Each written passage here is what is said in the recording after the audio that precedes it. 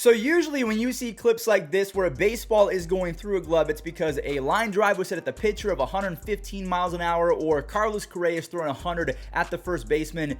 I didn't really see much velocity on this one, so I really feel like Vladimir Guerrero Jr.'s glove just completely failed him. What's up, everyone? It's Fuzzy. Welcome back to yet another MLB recap. We have a lot to talk about today. A crazy Vladimir Guerrero Jr. stat that involves his dad. Byron Buxton is back on a mission for the MVP, and Sandy Alcantara was pitching angry. And when I say angry, I literally mean he was raging yesterday. A quick reminder, if you're going to any baseball games or concerts anytime soon, use code Fuzzy on SeatGeek to save yourself $20 off your entire order. And also, just a quick favor, if you're not subscribed, we're still on the road to 400,000. Let's try and get to 394,000 today. That would be awesome. Now we have some breaking and devastating news. Ozzy Albies is going to be missing some time because he fractured his foot yesterday. It was confirmed by the Braves Twitter account. I'll go ahead and show the clip right now. I'm not entirely sure how it happened. I just feel like maybe his foot was caught in the dirt, maybe because it was the cleat or something like that, but it twisted in a weird angle, and unfortunately it was fractured. So let's see if the Braves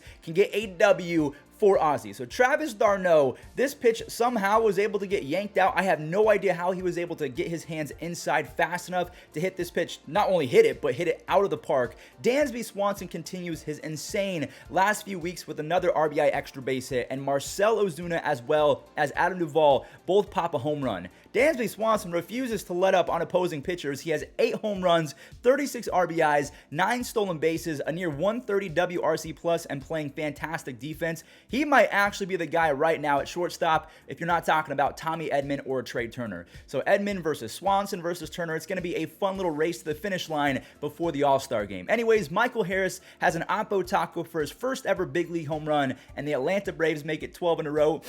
They did it for Ozzy. All right, let's go ahead and talk about the other team that has been on a win streak. Well, they stopped it, and then all of a sudden they're back on a win streak. Bryce Harper and the Phillies. Harper has owned Sandy Alcantara, maybe one of the only hitters in baseball that can say that. He did it again on an RBI double early on, and look at Aaron Nola, another quality start. He struck out 6 over 7 innings, but he allowed 2 runs as Sandy was able to do his thing and kind of put a blanket over the Phillies offense after allowing that initial hiccup to Bryce Harper. The dude went back out for the 8th with over 100 pitches already. He got into some trouble, and with 2 outs, he was taken out, and he was not happy. He was slamming water bottles. I mean, those water bottles have a family, man. Cool it. Anyways, Didi ties it up, and Rhys Hoskins walks it off later on in the next inning. The Phillies are now a game over 500. They're playing above 500 baseball for once, so watch out for the Braves and the Phillies. There are 2 really good teams that are getting hot at the perfect moment. Now, I can't remember a single instance this year that I've talked about Jose Abreu, which is sad because I love Jose Abreu. He's now up to 8 home runs after that 2-run ding-dong, and Lance Lynn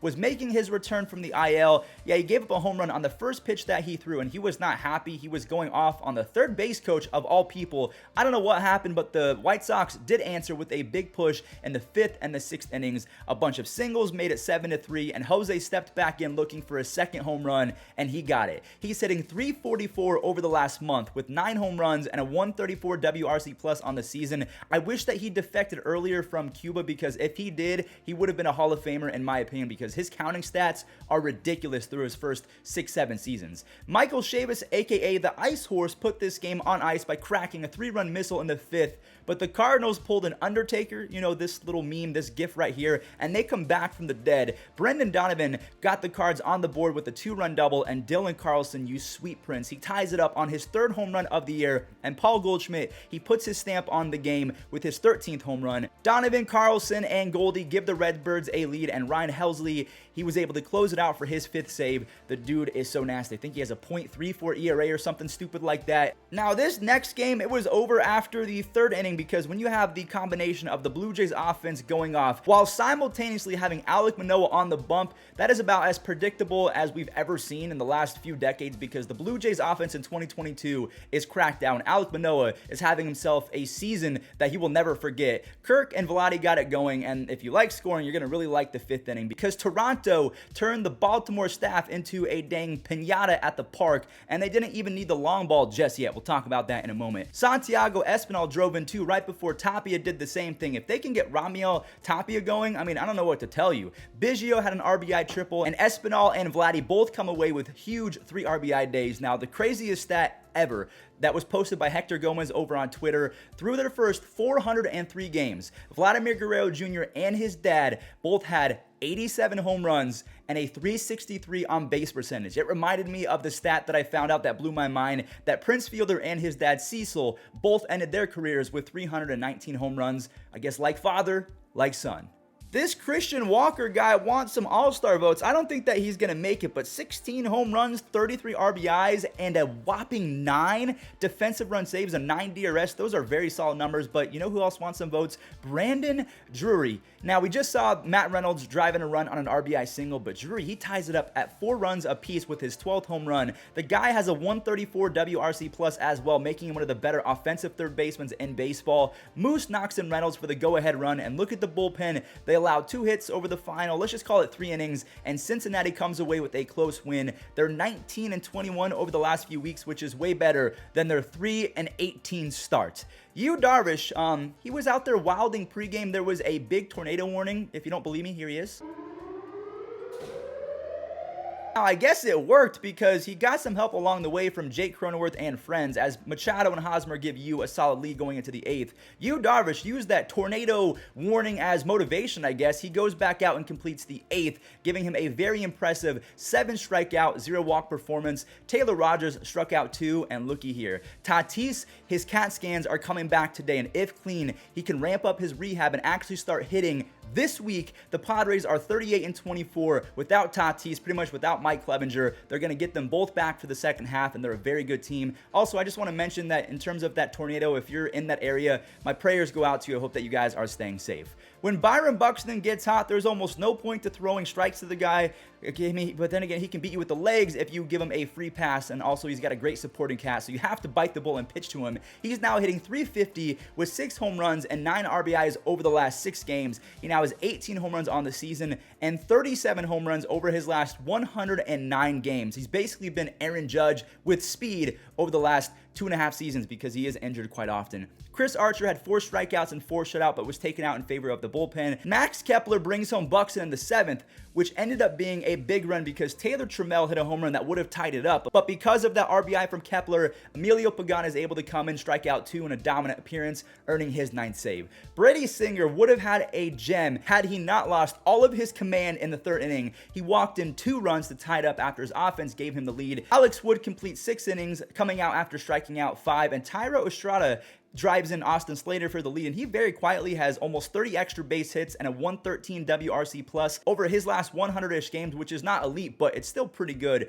Brandon Crawford is trying to swing his way into a hot streak, and MJ Melendez gift wraps another run for the Giants. As good as he's been offensively, he already has I can't even believe I'm saying this, a -8 defensive run saves, -8 DRS already on the season.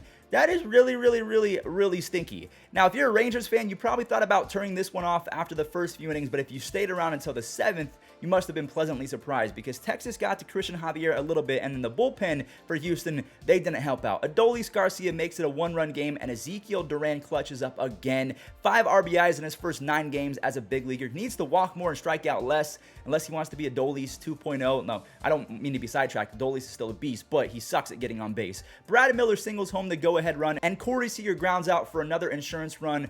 For Matt Moore, the journeyman closes it out for his first career save. The Texas Rangers have won 3 in a row, and they're just 7.5 games back of the Houston Astros. I don't know if they're going to catch them, but that says more about the Rangers than the Astros, in my opinion. They're coming around, they're catching fire, and if they can find some pitching, whether it's at the deadline or through their system, they could be good as soon as this year. But if not this year, definitely 2023 and beyond. They are building a super team down in Texas. Not the Astros, but the Rangers. Now, usually at this point in the video, I give a shout out to the super thanks, but YouTube is completely broken right now. The comments are not working, so hopefully by the time that this video goes out, I can include them right here. But if not, thank you all so much for watching. I very much appreciate the love, and if you did give a super thanks yesterday, thank you so much. And to end today's recap, enjoy the web gems. In the 3rd, and play made from the seat of his pants on the first. He got him. Yu Chang makes a throw from his backside, and a missile, and an accurate missile right here. Thought he had no shot. Goes away, ground ball, the backhand. Frank's going to do it himself, and he beats Profar to the base. That he might not get there in time. Yeah, just a little bit of a brain cramp for Justin. Ground ball to the right side, and he hesitates before. 1-1. And he hits this one a mile in the air out to right field. Garcia angling back. He is at the wall, and he leaps, and he got it from his fellow countryman, Yordan Alvarez. That ends the inning. Soft chopper, fair ball, bare hand Suarez. It is in plenty of time. Yes, he does. Well, moving pretty good, too, so it's not easy to barehand it. Off-balance throw. Fastball. Lines it. Oh, what a catch! You cannot catch that if he didn't time it perfect. That's some big-time ups right there by Tommy Edman to get to this one. Oh, my goodness. What a play. Yeah, damn, we done came far. The blessings soon pay off. I don't get a day off. Feel like the playoffs, they like, when y'all gonna take off? Dale got laid off, now we focused on trademarks. We just making hits after hits.